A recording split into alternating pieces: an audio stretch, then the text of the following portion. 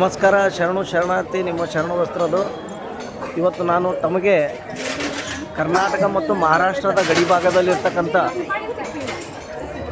ಧನಲಕ್ಷ್ಮಿ ಆಗಿರ್ತಕ್ಕಂಥ ಸುಖ, ಶಾಂತಿ, ನೆಮ್ಮದಿ, ಸಮೃದ್ಧಿಯನ್ನು ನೀಡ್ತಕ್ಕಂಥ ತಾಯಿ ಮಹಾಲಕ್ಷ್ಮಿಯ ಸನ್ನಿಧಾನವಾಗಿರ್ತಕ್ಕಂಥ ಶಕ್ತಿಪೀಠವಾಗಿರ್ತಕ್ಕಂಥ ಶ್ರೀ ಕೋಲ್ಹಾಪುರ ಮಹಾಲಕ್ಷ್ಮಿ ಮಂದಿರ ಒಂದು ದರ್ಶನವನ್ನು ತಮಗೆ ಮಾಡಿಸ್ತಾ ಇದ್ದೀನಿ. ಈ ಒಂದು ಮಂದಿರವನ್ನು ನೋಡಿದರೆ ಎಷ್ಟು ಅದ್ಭುತವಾಗಿರ್ತಕ್ಕಂಥ ಶಿಲೆಯಿಂದ ಕೂಡಿರ್ತಕ್ಕಂಥದ್ದನ್ನು ನಾವಿಲ್ಲಿ ನೋಡ್ಬೋದು.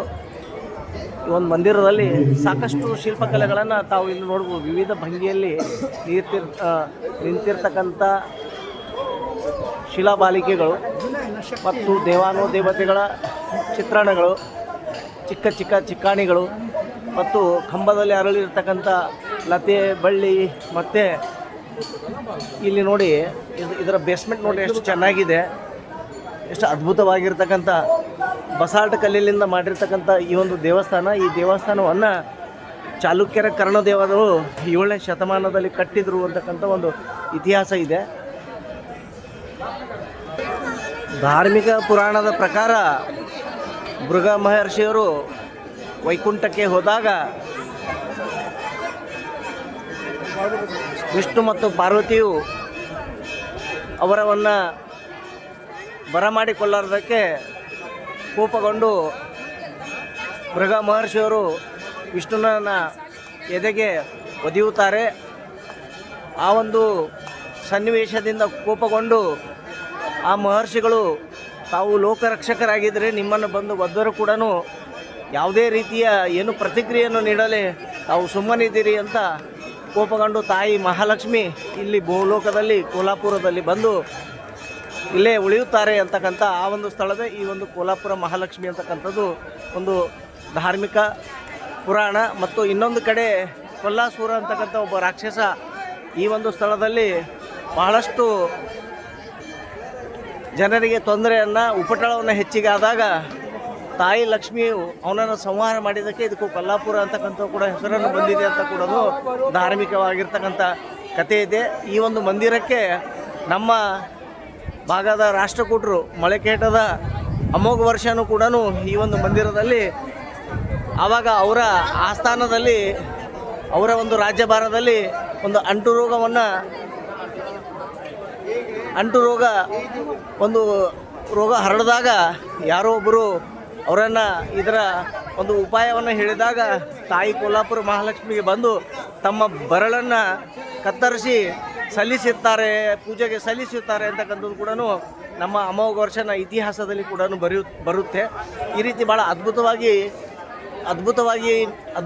ಕೂಡಿರ್ತಕ್ಕಂಥ ಈ ಒಂದು ಶಿಲ್ಪಕಲೆನೇ ಈ ಒಂದು ಕೋಲ್ಹಾಪುರದ ಈ ಒಂದು ಮಹಾಲಕ್ಷ್ಮಿ ಮಂದಿರ. ನೋಡಿ ಎಷ್ಟು ಹೊರಗಿನ ವಿನ್ಯಾಸ, ಯಾಕಂದರೆ ಒಳಗಡೆ ಯಾವುದೇ ರೀತಿಯಿಂದ ವಿಡಿಯೋವನ್ನು ಮಾಡೋದಕ್ಕೆ ಒಳಗಡೆ ಕೂಡ ಇನ್ನೂ ಬಹಳ ಸುಂದರವಾಗಿರ್ತಕ್ಕಂಥ ಕೆತ್ತನೆಗಳನ್ನು, ರಂಗಮಂಟಪ, ಗರ್ಭಗೃಹ, ಸಭಾಮಂಟಪ ಮತ್ತು ಇನ್ನಿತರ ಶಿಲ್ಪಕಲೆ, ಕಂಬಗಳು ಇವೆಲ್ಲ ಕೂಡ ಮಸಾಲ್ಟ್ ಕಲ್ಲಿನಿಂದ ಮಾಡಿರ್ತಕ್ಕಂಥದ್ದು.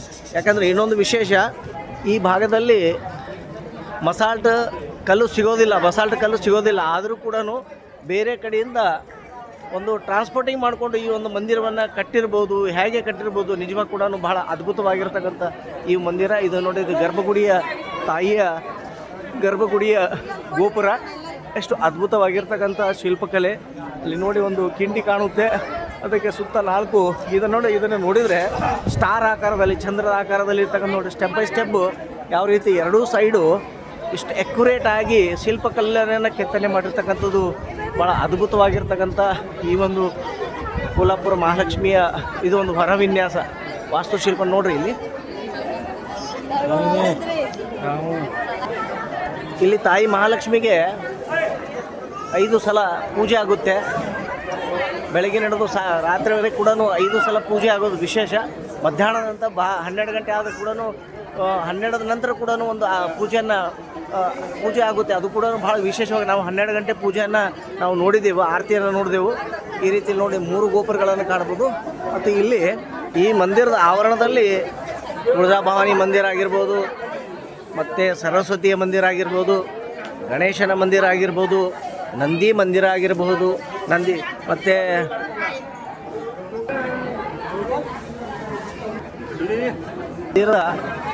4 ಗೋಪುರಗಳನ್ನು ನೋಡ್ಬೋದು. ಇಲ್ಲಿ ಸಾಕ್ಷಿ ಗಣಪತಿ, ಗಜಲಕ್ಷ್ಮಿ, ಇಲ್ಲಿ ಸಾಕ್ಷಿ ಗಣಪತಿ ಅಂದರೆ ಈ ಮಂದಿರಕ್ಕೆ ಬಂದರೆ ಈ ಒಂದು ಮಂದಿರದ ಆವರಣದಲ್ಲಿ ಪ್ರವೇಶ ಮಾಡುವಾಗ ಸಾಕ್ಷಿ ಗಣಪತಿ ಅಂತಕ್ಕಂಥ ಒಂದು ಗಣೇಶನ ವಿಗ್ರಹವನ್ನು ಈ ಒಂದು ಮಂದಿರದಲ್ಲೇ ಕಾಣುತ್ತೆ. ಇದು ನೋಡಿ ಗಜಲಕ್ಷ್ಮಿ ವಿಗ್ರಹ, ಎಷ್ಟು ಅದ್ಭುತವಾಗಿರ್ತಕ್ಕಂಥ ವಿಗ್ರಹ. ಈ ರೀತಿ ಬಂದರೆ ನಾವಿಲ್ಲಿ ಹೋಗಿದ್ದೀವಿ ಅನ್ನೋದಕ್ಕೆ ಸಾಕ್ಷಿ ಕೊಡೋ ಸಲುವಾಗಿಯೇ ಇಲ್ಲಿ ಸಾಕ್ಷಿ ಗಣಪತಿ ಕೂಡ ಈ ಒಂದು ಮಂದಿರಕ್ಕೆ ನಾವು ಪೂರ್ವ ದ್ವಾರದ ಮುಖಾಂತರ ಹೋಗ್ತಕ್ಕಂಥ ಸಂದರ್ಭದಲ್ಲಿ ಇಲ್ಲಿ ಕಾಣೋದು ವಿಶೇಷ.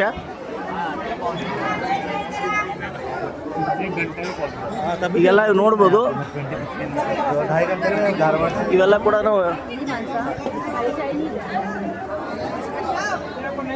ವ್ಯಾಪಾರ ಮಳಿಗೆಗಳು. ಇಲ್ಲಿ ತಾಯಿಯ ಚಿಹ್ನೆ ಇರ್ತಕ್ಕಂಥ ಸಾಕಷ್ಟು ಪೂಜಾ ಸಾಮಗ್ರಿಗಳು, ಲಾಕೆಟ್ಗಳು, ಮತ್ತು ಮಕ್ಕಳಿಗೆ ಹಾಕ್ತಕ್ಕಂಥ ಉಡುದಾರ, ಆಟಿಕೆ ಸಾಮಾನುಗಳು, ಫೋಟೋಗಳು, ಈ ರೀತಿ ಭಾಳ ನೋಡ್ರಿ ಏನು ಬಂಗಾರ ದುಕಾನುಗಳಿವೆ, ಇವೇನೋ ಆ ರೀತಿ ಕಾಣ್ತಾ ಇದೆ. ಇಲ್ಲಿ ನಿಜವಾಗಿ ಕೂಡ ಭಾಳ ಪವಿತ್ರವಾದಂಥ ಸ್ಥಳ ಇದು ನೋಡಿ. ಅದಕ್ಕೆ ಈ ಒಂದು ಮಂದಿರಕ್ಕೆ ಸಾಕಷ್ಟು ಆಂಧ್ರ ಪ್ರದೇಶ, ಮಹಾರಾಷ್ಟ್ರ, ಕರ್ನಾಟಕ, ತಮಿಳುನಾಡು ಮತ್ತು ಬೇರೆ ಬೇರೆ ದೇಶದ ಮೂಲೆಗಳಿಂದ ಕೂಡ ಇಲ್ಲಿ ಭಕ್ತರು ಬಂದು ತಾಯಿ ಮಹಾಲಕ್ಷ್ಮಿ ಹತ್ರ ತಮ್ಮ ಸಂಕಷ್ಟಕ್ಕೆ ಪರಿಹಾರವನ್ನು ಕೇಳಿ ತಾಯಿಯ ಆಶೀರ್ವಾದವನ್ನು ಪಡೆದು ಹೋಗ್ತಕ್ಕಂಥ ಬಹಳ ಮಹಾನ್ ಪುಣ್ಯ ಸ್ಥಳವೇ ಈ ಒಂದು ಕೋಲಾಪುರ ಮಹಾಲಕ್ಷ್ಮಿಯ ದೇವಸ್ಥಾನ. ಅದಕ್ಕೋಸ್ಕರ ತಾವು ಕೂಡ ಇಲ್ಲಿ ಬಂದು ತಾಯಿ ಮಹಾಲಕ್ಷ್ಮಿಯ ಆಶೀರ್ವಾದವನ್ನು ಪಡೆದು ತಾವು ಸುಖ, ಶಾಂತಿ, ನೆಮ್ಮದಿ, ಸಂಕಟದಿಂದ ನಾವು ಪರಿಹಾರನ ಪಡಿತಕ್ಕಂಥ ಅದ್ಭುತವಾಗಿರ್ತಕ್ಕಂಥ ಸ್ಥಳವೇ ಈ ಒಂದು ಕೋಲಾಪುರ ಮಹಾಲಕ್ಷ್ಮಿ.